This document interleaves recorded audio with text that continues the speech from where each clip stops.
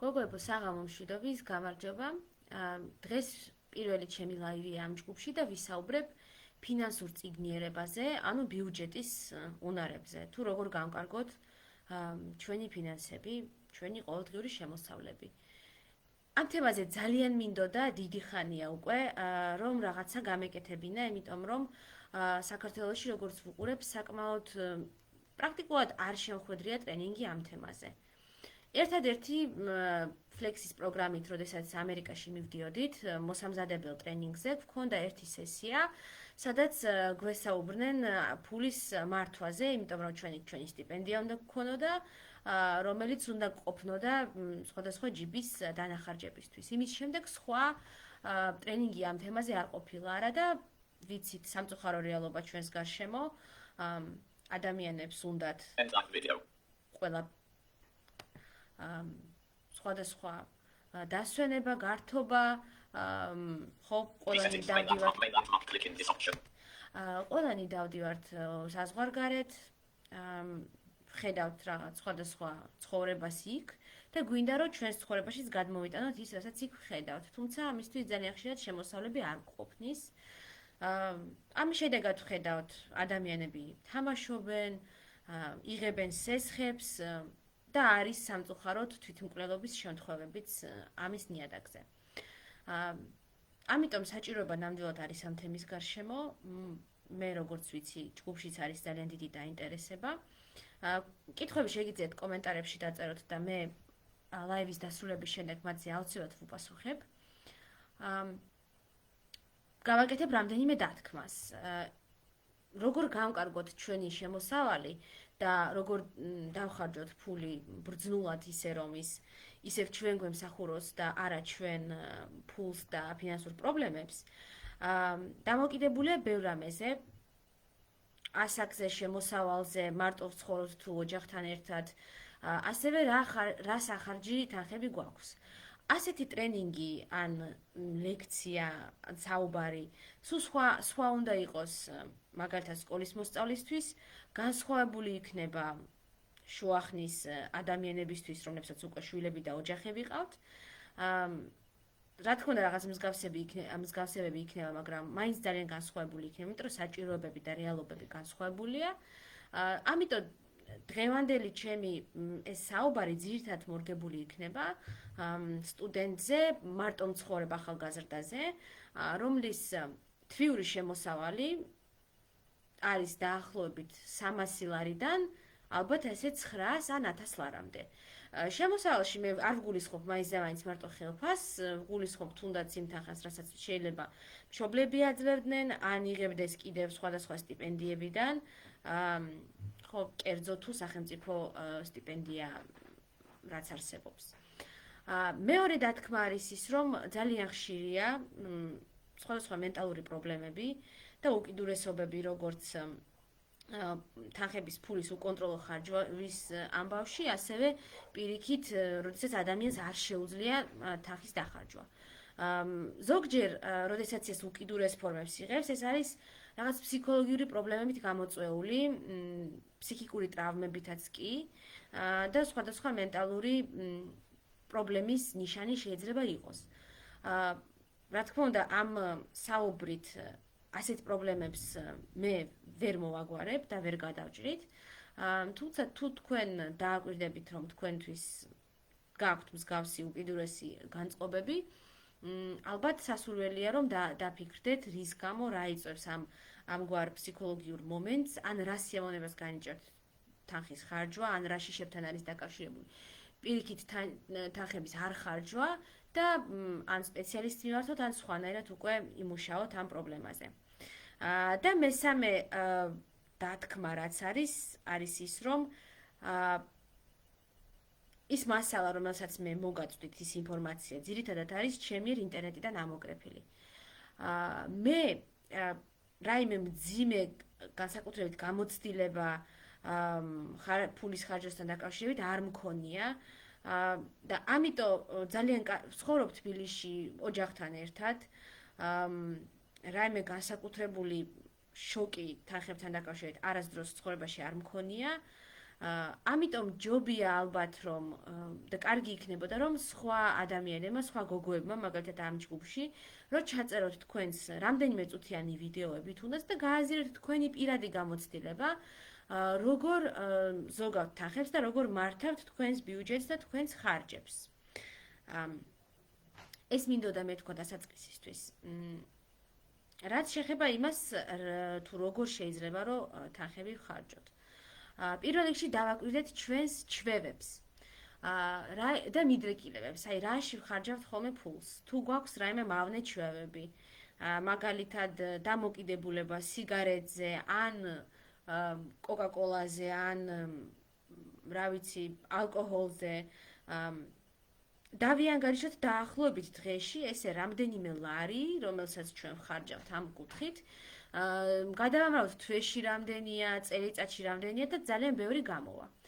ამიტომ ალბათ ღირს რო დავფიქრდეთ ამ ჩვევებზე, ხომ არ ღირს რო რაღაცნაირად ესენი მოვიშოროთ. ხო, და კიდევ ერთი დათქმა გამომრჩა. ამ საუბარში მე ვერ ვიტყვი ისეც ვერაფერს, რომ შეზღუდული რესურსებით, როგორ უნდა იცხოვროთ, ისე რომ ყველაფერი მოასწრო და ყველგან მიხვიდეთ და ყველაფერი ის გააკეთოთ, რასაც თქვენი ყველა მეგობარი აკეთებს და მოინდომებს. სამწუხაროდ ამ საუბარში ძალიან ხშირად ვილაპარაკებ იმაზე, თუ რა კუთხით უნდა შევიზღუდოთ ჩვენი თავი. ოღონდ ეს შეზღუდვებიც აუცილებელია იმისთვის, რომ შემდეგ არ აღმოჩნდეთ ვალებში, არ აღმოჩნდეთ კიდევ უფრო უარეს მდგომარეობაში, რამაც შესაძლოა ჩვენი თავისუფლება რეალურად კიდევ უფრო დაამძიმოს და შეზღუდოს და რეალურად ის წაგვართვას საერთოდაც.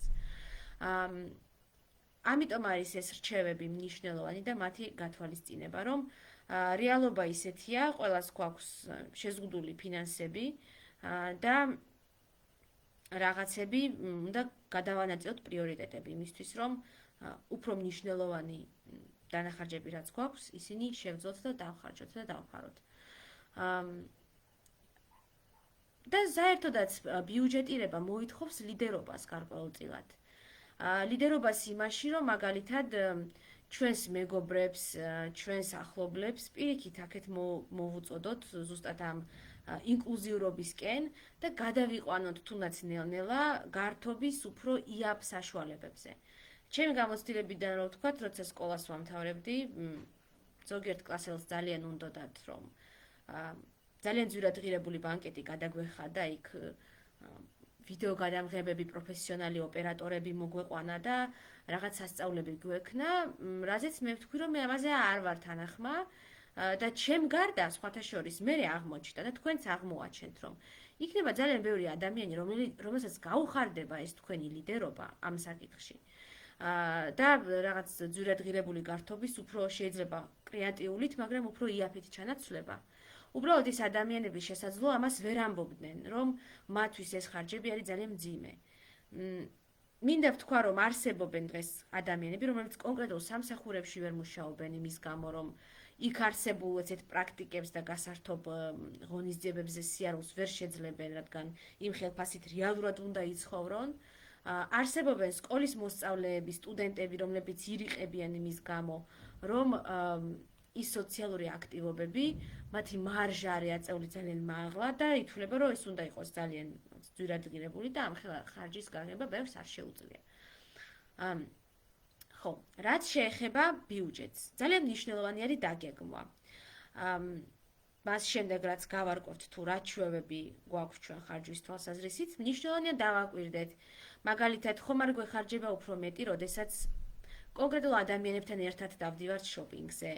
ან როდესაც რასაც მოვინდომებთ, ეგრევე ვყიდულობთ.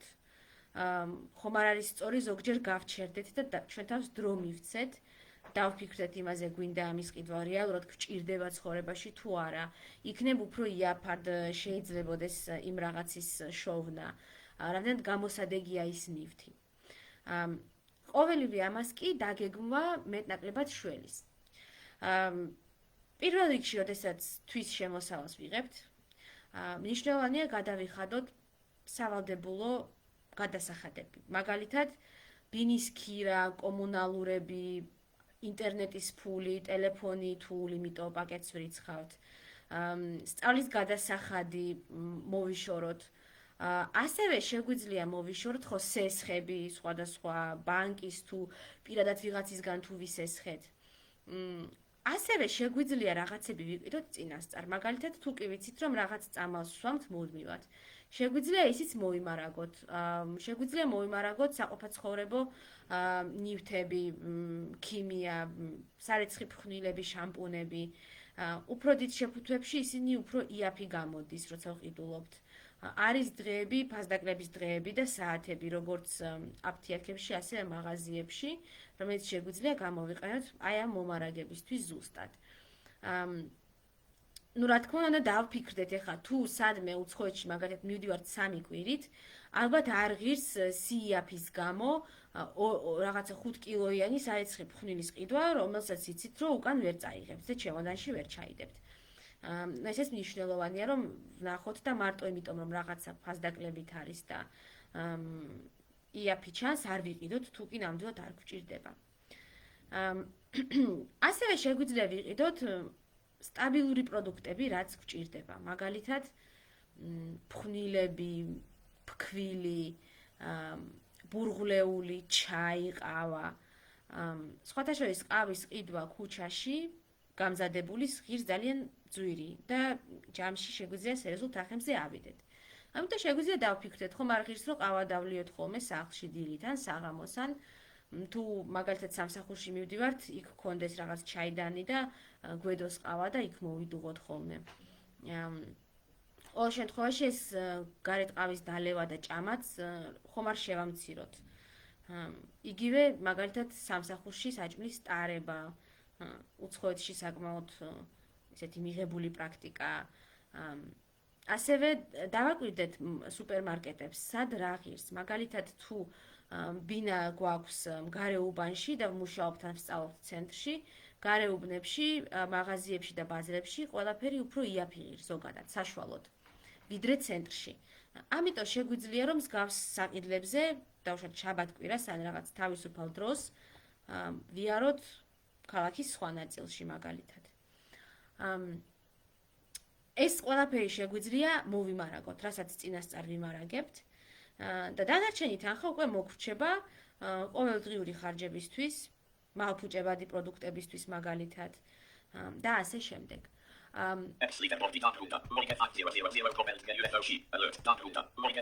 როდესაც მეგობრებთან ერთად გვინდა გართობა, ისევ და ისევ. შინ გართობა, სახლში დაჯდომა შეკრება, თუნდაც საჭმლის გაკეთება უფრო ეკონომიურია.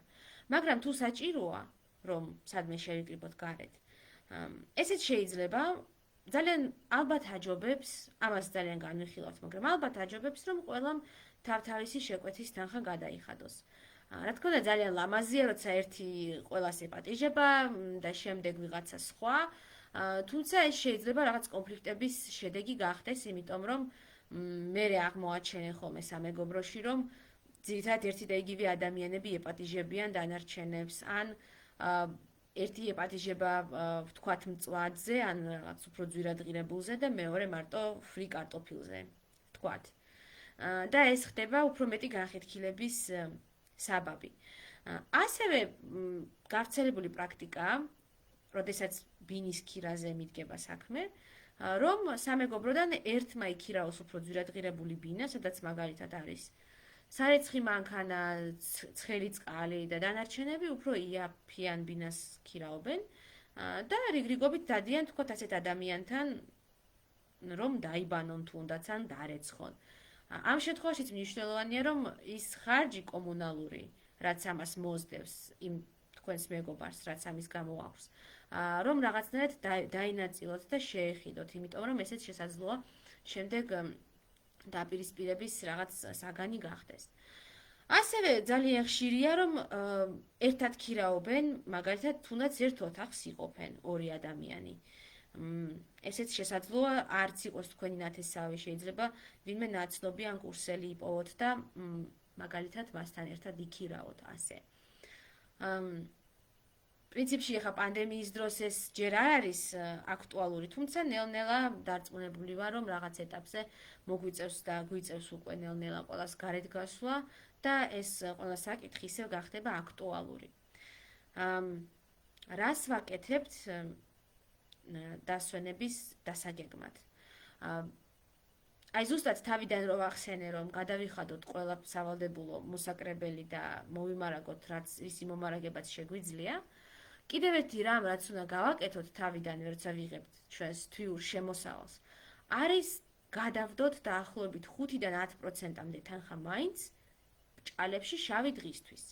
არა აქვს მნიშვნელობა რამ ხელა შემოსავალი გვაქვს. იქნება ის 300 ლარი, 1000 ლარი, 2000 ლარი, მაინც საჭირო ამის გაკეთება.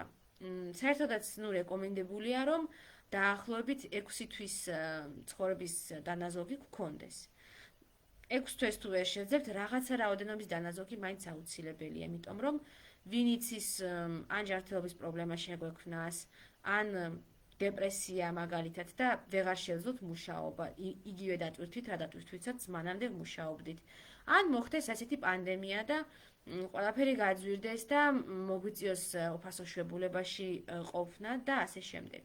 კი, შეიძლება ის 300 ლარიდან 30 ლარი ძალიან მინიმალური თანხა იყოს, მაგრამ როდესაც თვეების განმავლობაში ამ თანხას დავაგროვებთ, რაღაც რაოდენობის თუნდაც სიმბოლური თანხა, მაინც დაგროვდება, მაგალითად ერთ წელიწადში 300-400 ლარზე შეიძლება ავიდეთ. და ის თანხა დავხარჯოთ თუნდაც გაუთვალისწინებელი ან ისეთი გათვალისწინებული ხარჯებისთვის, როგორიც არის სადღესასწაულო საჩუქრების ყიდვა. კიდევ ერთი, როდესაც დავდივართ უცხოეთში და გვიყვარს სხვადასხვა სუვენირების ჩამოტანა, მაგნიტები და სხვადასხვა მსგავსი პატარა სათამაშოები, სახასიათო. არ ვამბობ, რომ აღარ ვიყიდოთ. მე პირადად აღარ ვყიდულობ, მაგრამ დავფიქრდეთ, სად არის ხოლმე ეს ნივთები. თუ აღმოვაჩენთ, რომ აღარ ვიცით სად წავიღოთ მერე, სადღაც გვიყრია, რაღაც მაგნიტს ვხედავთ და ვეღარ ვიგებთ ის ბოლოს როდის ვიყავი, ან იქნებ ვინმე გვაჩუქა თუ მე ვიყავი თუ რა და როგორ იქნებ, დავფიქრეთ იქნებ და არც ღირდეს ამის ყიდვა. შეგვიძლია ვიფიქროთ, რა შეგვიძლია ვიყიდოთ გამოსადეგი, მაგალითად ჭიქა, თუნდაც ქალაქის წარწერით ან ხედებით, რომელიც ნებისმიერ შემთხვევაში ჭიქა ადამიანს გამოადგება პრაქტიკულად. რაც შეეხება საყოფაცხოვრებო ხარჯებს და ესეც სტაბილურ ხარჯებს. ელექტროენერგიის დაზოგვა და ზოგადად წყლის და ასე შემდეგ დიდ თანხებს გვიზოგავს. მაგალითად, თუ გვაქვს გაფუჭებული ონკანი, რომელსაც სულ წყალს უშვებს, კარგია რომ შევაკეთოთ. გადავეჩვიოთ მუდმივად ტელევიზორის ჩართულობას. ძალიან ბევრის გამსმენია, რომ არ ვუყურებთ, მაგრამ ჩართული გვაქვს მთელი დღე. ეს არ ჯანმრთელობისთვის არ არის კარგი, მუდმივად ხმაურში და სინათლეში მუშაობა, ძილი, სწავლა, არც გარემოსთვის, იმიტომ რომ ენერგია იხარჯება და სითბო გამოიყოფა და არც ჯიბისთვის. და რაღაც თანხებთან, რა თქმა უნდა, ესეც არის დაკავშირებული და შეიძლება რომ დავიზოგოთ. ასევე სხვადასხვა საწევროები, მაგალითად, საცურაო აუზზე, სავარჯიშო დარბაზში. გასაგებია, რომ ხანდახან არის, რომ გვინდა იაფად ავიღოთ დიდი ხნით და იქნებ ეს მაინც გახდეს მოტივაცია, რომ ვიაროთ და ვივარჯიშოთ. მაგრამ შევხედოთ რეალობას, თუ ეს არ არის ჩვენთვის მოტივაცია და ჩვენ ძირითადად ამ პერიოდს ვაცდენთ, დღე იმ წელიწადში ან თვეში 2-3 დღე მივედით და აღარ დავდივართ, ალბათ აღარ ღირს მოტივაციის ამ მეთოდისთვის მიმართვა და იქნებ რამე სხვა მოვიფიქროთ. სახლში ვივარჯიშოთ თუნდაც. ან ფეხით ვიაროთ და ტრანსპორტირების თანხები დავზოგოთ. ეგეც სხვათა შორის არ არის ცუდი იდეა, რომ ტრანსპორტირების თანხა თვის დასაწყისშივე გადავდოთ, იმიტომ რომ დაახლოებით ვიცით, მაგალითად ავტობუსით თუ დავდივართ, რამდენი გვეხარჯება დღეში ან მარშრუტკით თუ დავდივართ. აქვე ვიტყვი ტაქსებზე. რა თქმა უნდა, ის მანტრა, რომ ტაქსი საქართველოში, ევროპაზე ბევრად უფრო იაფია, ყველამ ვიცით, მაგრამ თუნდაც ერთი გზა 3 ლარი როცა ღირს, ყოველ დღე ტაქსით თუ დავდივართ ერთ გზას მაინც, აღმოვაჩენთ, რომ თვის ბოლოს 80-90 ლარზე ავდივართ. რაც, მნიშვნელოვანი თანხაა. როგორ ვიაროთ შოპინგზე და როგორ დავზოგოთ ამ დროს ფული. რასაც გვირჩევენ არის, რომ წინასწარ ჩამოვწეროთ რა გვჭირდება. არ ვიაროთ მაღაზიებში მაინც და მაინც უბრალოდ საყურებლად, იმიტომ რომ გინდა არ გინდა, თუ ჯიბეში ფული ან საკრედიტო ბარათი გიდევს, გინდა არ გინდა რამეს მაინც იყიდი, იმიტომ რომ მე ესეთი ფსიქოლოგია გაქვს, რომ ბარემამდე დროს ხარჯავ, ბარემ აქ ვარ და რამეს მაინც ვიყიდი. რა თქმა უნდა, ესეც ჯამში რომ ავიყვანოთ, შეიძლება ადიოდეს საკმაოდ სერიოზულ თანხებზე. დავფიქრდეთ მაგალითად, როცა ვყიდულობთ საბანკეტო ან საქორწილო კაბას, შეიძლება მაინც და მაინც ისეთი მნიშვნელოვანი არ იყოს ჩვენთვის, რამდენად ნატურალურია ის, იმიტომ რომ ერთი დღისთვის თუ ყიდულობთ და ვიცვამთ, შეიძლება ამაში ღირდეს რაღაც თანხის დაზოგვა. წინასწარ ჩამოვწეროთ ეს, რაც გჭირდება. იგივე ითქმის ონლაინ შოპინგზეც. როდესაც უბრალოდ ვათვალიერებთ რაღაცებს, გინდა არ გინდა რაღაცა გამოგეწერება. ამიტომ კარგია, როდესაც რაღაც გჭირდება, მაშინ ვათვალიერებთ, თან ვერთობით და თან რაც სასარგებლოა და საჭიროა, იმას ვეძებთ. ასევე გვირჩევენ, ჩვენთან პრინციპში ჯერ არ არის ალბათ ეს ისეთი აქტუალური, მაგრამ მაინც გვირჩევენ, რომ ჯობია, როდესაც ხარჯვასთან დაკავშირებით ვატყობთ, რომ პრობლემა გვაქვს, ბარათის ნაცვლად ვატაროთ ნაღდი ფული. იმიტომ რომ როგორც კვლევებმა მაგალითად ამერიკაში აჩვენა, როდესაც ფული ხელში გაქვს და ხელით მას გასცემ, უფრო თვალსაჩინოდ ხედავ, რამდენი დაგრჩა, რამდენი დახარჯე. ვიდრე როდესაც გვაქვს ბარათი და მით უმეტეს როდესაც გვაქვს საკრედიტო ბარათი, რომლითაც შეგვიძლია საერთოდაც მინუსებში გადავაცილოთ და აქაც მნიშვნელოვანია, რომ ჩვენ ბანკს ვკითხოთ, ეს ბარათი ავტომატურად სესხს ხომ არ იძლევა და თუ იმ კრედიტში არ მინუსებში თუ გადავედით, რომ მაგალითად თვის ბოლოს ან დროზე გავისტუმროთ, რომ მე პროცენტები არ დაემატოს იმას და არ დაერიცხოს. ხო და ასევე მნიშვნელოვანია კიდე მობილურ სერვისებში სხვადასხვა ოპერატორები რო ყავს. მე მაგალითად აღმოვაჩინე, თურმე რაღაც ანეკდოტების სერვისი მქონია ჩართული და დღეში 15 თეთრს მართმევ და მაჭრიდა და კიდე კაი რამდენიმე დღეში აღმოვაჩინე. რომელიც საერთოდ არაფერში არ მჭირდებოდა. ასევე დავაკვირდეთ, ხომ არ ჯობია, რომ მაღაზიებში ვიაროთ მაგალითად მარტო. იმიტომ რომ როდესაც ბევრ მეგობართან ერთად მივდივართ, დიდ კალათას ვიღებთ, ან საერთოდაც ურიკას და გვინდა რომ ის ავავსოთ და ყველაფერი ჩავყაროთ, ყველაფერი ის, რასაც თქვა ჩვენი მეგობრები ყიდულობენ, ჩვენ ზუსტად ის მოგვინდება ხოლმე და ამაში შესაძლოა ძალიან დიდი თანხები გაიხარჯოს ბოლოს. რა თქმა უნდა, როდესაც ჩვენ სიას მივყვებით, უფრო სწრაფადაც გამოვალთ მაღაზიიდან და ნაკლები დროც დაიხარჯება და ნაკლები თანხებიც. ასევე როგორც უკვე ზემოთ ითქვა, ჯობია რომ მარტო იმიტომ რომ რაღაც იაფია ან რაღაც ფასდაკლებით არის, არ ვიყიდოთ თუ ნამდვილად არ გვჭირდება. სხვათა შორის ისევ ჩვენ არ გვაქვს საქართველოში ეგეთი კვლევები და ისევ უცხოურ კვლევებს უნდა დავესესხოთ, აჩვენეს რომ საშუალო სტატისტიკური ოჯახი ყრის საჭმლის 50%-ს. ანუ ნახევარს, რასაც ვყიდულობთ საჭმელს, ნახევარს ვყრით თურმე. შეგვიძლია დავაკვირდეთ, 100 არის თუ არა ჩვენ შემთხვევაში და თუ კი იქნებ რამე შეგვიძლია რომ გავაკეთოთ, რომ რაღაცნაირად ეს გადაყრილი საჭმელი დავზოგოთ და ისე ვიყიდოთ და იმდენი, რამდენსაც რეალურად შევჭამთ, რომ არ გაფუჭდეს, იმიტომ რომ მაგალითად თუ არ გვაქვს მაცივარი, ან არ გვაქვს დიდი მაცივარი და ყველაფერს ვერ ვინახავთ, ლოგიკურია რომ რაღაცები გაფუჭდეს. რა თქმა უნდა, კარგი არის ფასების შედარება სხვადასხვა მაღაზიებში, სხვადასხვა უბნებში, ზოგი რამ ბაზრობაზე უფრო იაფია, ზოგი რამ მაღაზიებში, ხო, ტანსაცმლისთვის მაგალითად ლილოში სიარულიც შეიძლება ღირდეს. თუ წინასწარ გვეცოდინება ზუსტად რა გვინდა და ასე შემდეგ, ამისთვის გარკვეულ დროს გამოვნახავთ სპეციალურად. ახლა კი გადავალ სესხების საკითხზე. რა შემთხვევაში უნდა შემოვკრათ განგაშის ზარი. პირველ რიგში თუ ჩვენ ვიღებთ სესხს ტანსაცმლის საყიდლად, დღესასწაულის მოსაწყობად, დაბადების დღის, ახალი წლის გადასახდელად, მე ვიტყოდი ქორწილის გადასახდელადაც კი, იმიტომ რომ შემდეგ ძალიან რთულია პროცენტების გადახდა, ქორწილის შემდეგ ხარჯები კიდე ემატება, სხვადასხვა ტიპის, ამიტომ არ ვიცი, ალბათ ჯობია რომ ჩვენი რესურსებით რაც გვაქვს, ისე აღვნიშნოთ ხოლმე ზოგადად დღესასწაულები. მე აქ არ ვახსენე შეგნებლად ტექნიკა. მაგალითად მობილური ტელეფონი ან კომპიუტერი. იმიტომ რომ ტექნიკა წესით შეგვიძლია გამოვიყენოთ რამდენიმე წლის განმავლობაში და არ განვაახლოთ, ხო? აქვე ვიტყვი რომ ზუსტად ტელეფონების ყიდვა, iPad-ის არ არის აუცილებელი ყოველ 3 წელიწადში ერთხელ. ისინი, რა ვიცი, 8, 9, 10 წელსაც ძლებს.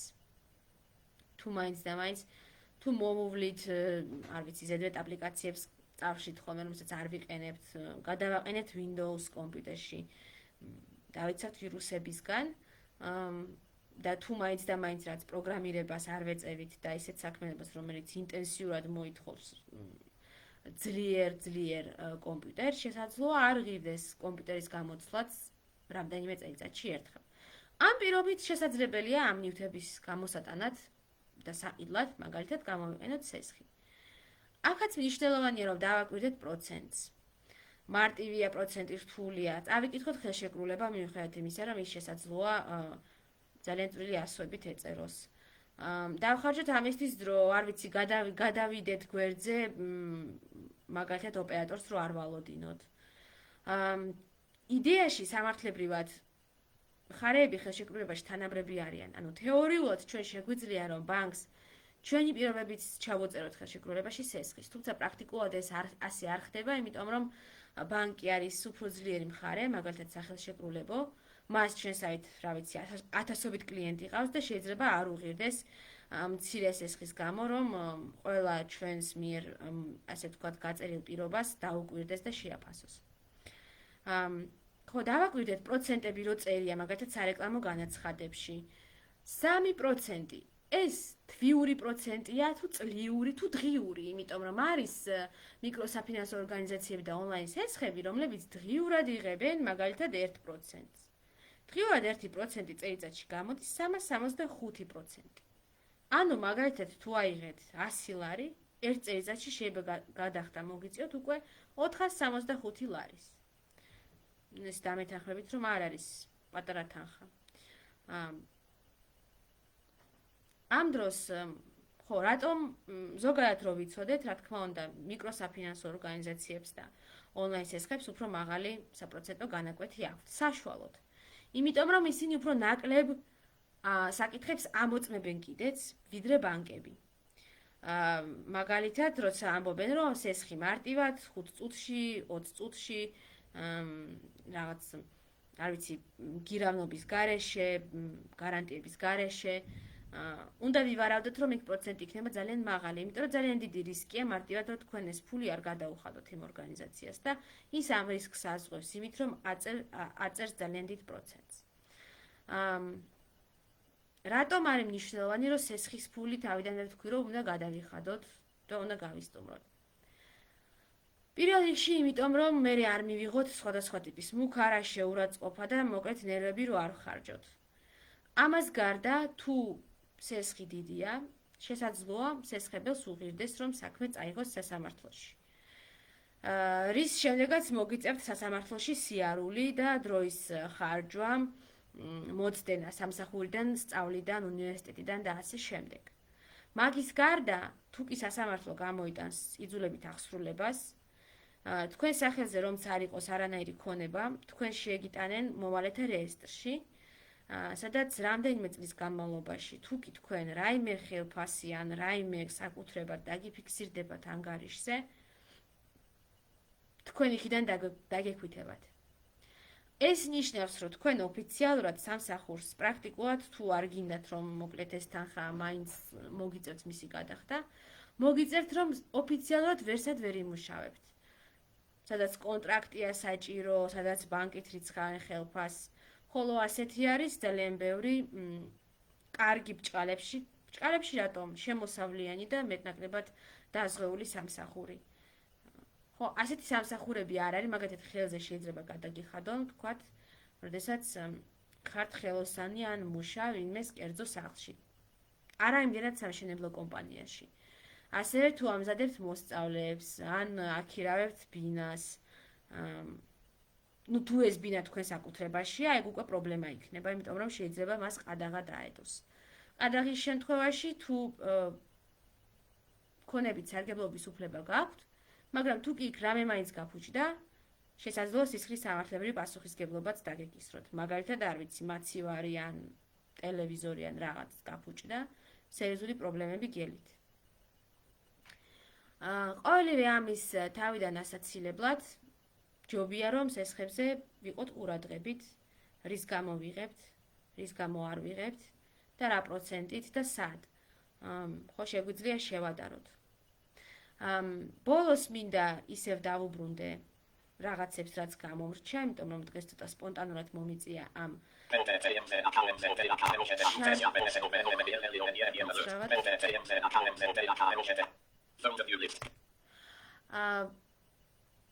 დღეს მოკლედ ძალიან მოულოდნელად მომიწია ამ ჩარტვის გაკეთება.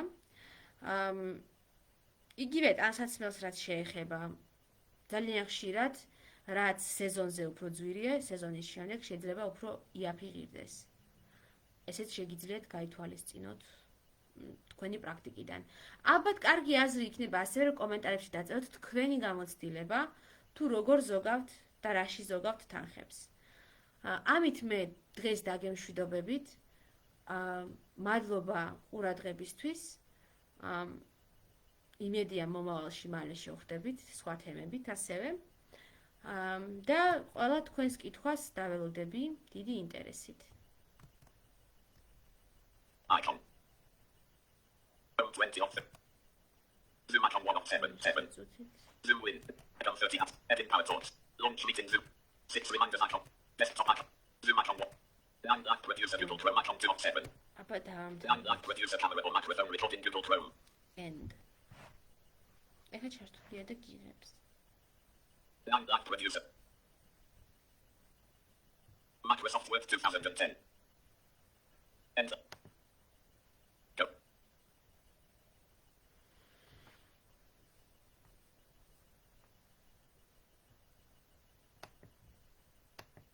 Pane. Unlock producer camera or microphone recording Google Chrome. Producer Google Chrome. Chrome.